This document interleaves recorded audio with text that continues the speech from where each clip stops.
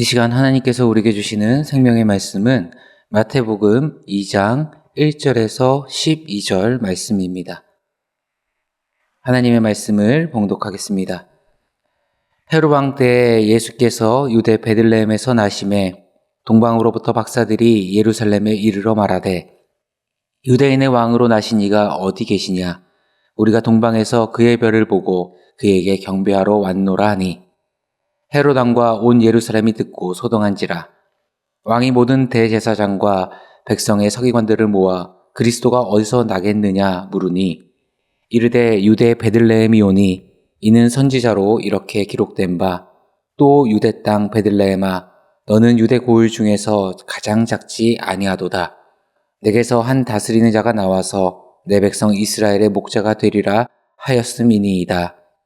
이에 헤롯이 가만히 박사들을 불러 별이 나타난 때를 자세히 묻고 베들레헴으로 보내매 이르되 가서 아기에 대하여 자세히 알아보고 찾거든 내게 구하여 나도 가서 그에게 경배하게 하라. 박사들이 왕의 말을 듣고 갈새 동방에서 보던 그 별이 문득 앞서 인도하여 가다가 아기가 있는 곳 위에 머물러 서 있는지라. 그들이 별을 보고 매우 크게 기뻐하고 기뻐하더라. 집에 들어가 아기와 그의 어머니 마리아가 함께 있는 것을 보고 엎드려 아기께 경배하고 보배압을 열어 황금과 유향과 모략을 예물로 드리니라. 그들은 꿈에 헤롯에게로 돌아가지 말라 지시하심을 받아 다른 길로 고국에 돌아가니라. 아멘. 오늘은 은혜를 누리지 못한 사람들이라는 제목으로 하나님 말씀 증거하도록 하겠습니다.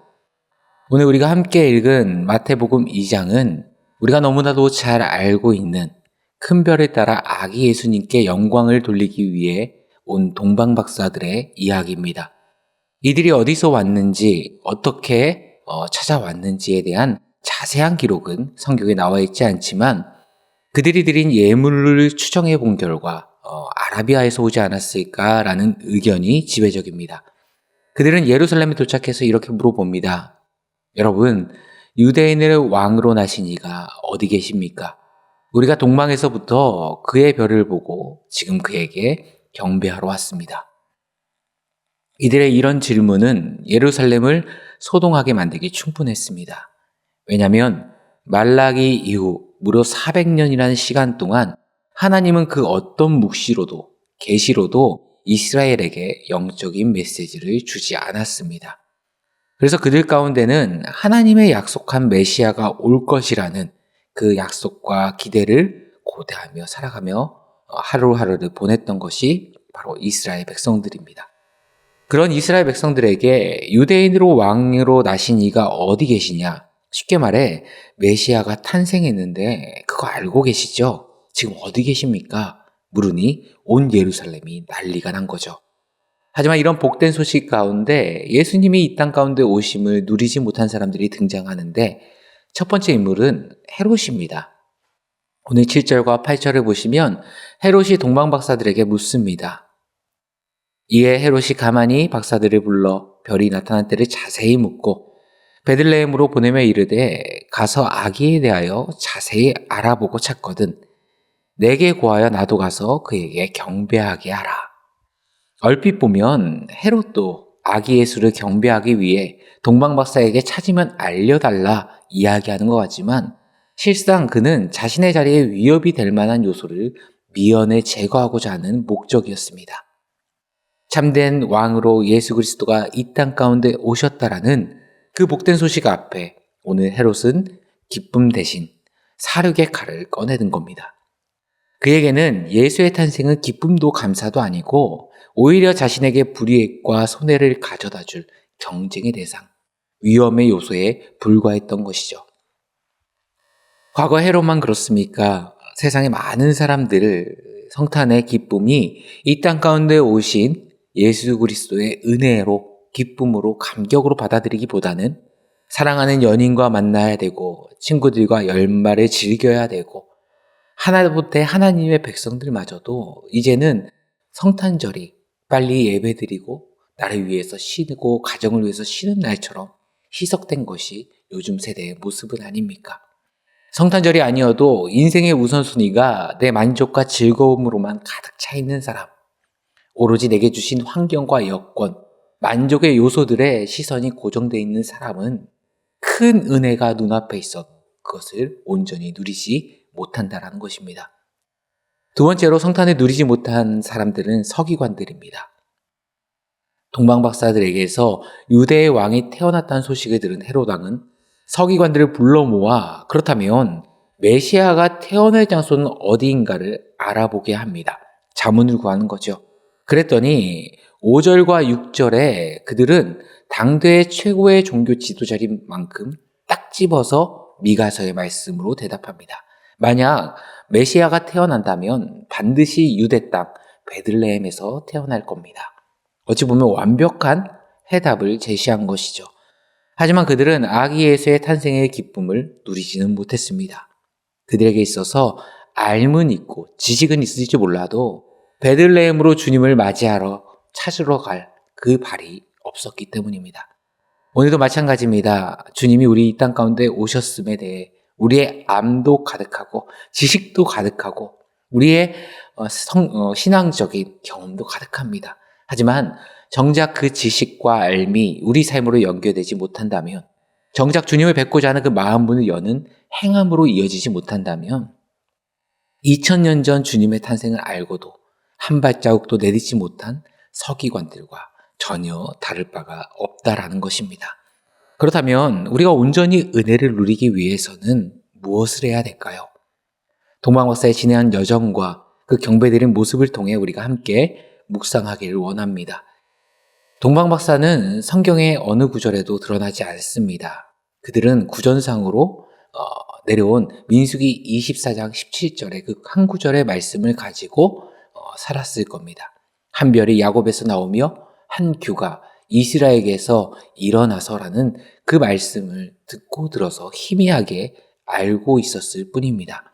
혹자들은 이 동방박사들은 바벨론에 끌려갔던 유대인의 후손이었을 거라 이야기도 합니다. 포로 해방 이후에 고국에 돌아오지 못하고 그곳에 정착하며 살아갔던 그들에게 너무나도 종교적인 환경은 열악했을 것이 자명합니다. 그럼에도 성경 한 구절의 말씀을 붙잡고 믿음을 지키며 메시아 왕을 기다리고 그 아기 예수님께로 왔다는 겁니다. 또한 그들의 걸음은 상당히 고달팠을 겁니다. 별이 인도하는 대로 페르시아에서 유대까지는 최소 2000리 이상으로 봅니다. 서울에서 부산을 왕복하는 거리쯤 되겠죠.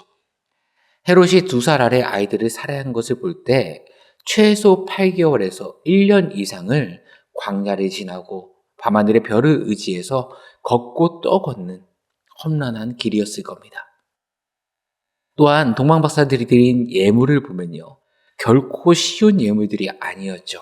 오늘 11절에 보면 집에 들어가 아기와 그의 어머니 마리아가 함께 있는 것을 보고 엎드려 아기께 경배하고 보배합을 열어 황금과 유향과 모략을 예물로 드리니라. 당시 황금과 유향과 모략은 왕에게 드리는 값진 예물의 대표적인 세 가지입니다. 보통 사람이 일반적으로 쉽게 준비할 수 있는 그런 종류의 예물이 아니라는 것입니다. 이들은 경제인도 아니었고 학자였으니 그리 부자였다고 볼 수는 없겠죠. 그럼 그들이 이런 값진 예물을 준비했다? 그것은 아마도 그 예물은 이 동방박사들의 모든 인생의 전 재산을 털어서 다 그것을 위해서 헌신해서 내놓았던 것일 겁니다. 여기까지만 해도 쉽지 않은 결단과 믿음의 걸음이었을 텐데 마지막에는 더 큰 믿음의 시험이 하나 있었죠. 그토록 찾아 헤맸던 메시아가 그 낮고 천한 마국간 말구에 누웠으니 어찌 경배가 나올 수 있겠습니까?